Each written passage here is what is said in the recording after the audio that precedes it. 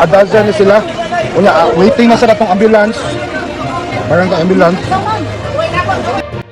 Philippines, Sunday, December 1st, 2024.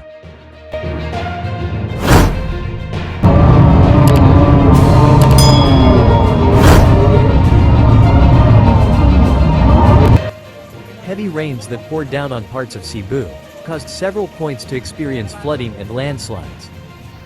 The most affected area was in Barangay Tisa, Cebu City, where a condominium wall collapsed, trapping 2 people in their house.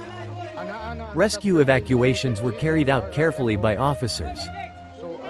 In addition to landslides, flooding also occurred in Barangay Tisa, where the flood had risen to almost reach the roof of houses in Barangay Tisa.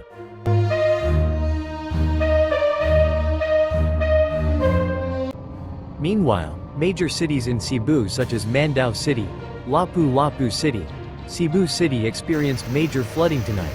Major events such as the launch of Christmas and the lighting of the giant Christmas tree in each city were all cancelled due to bad weather.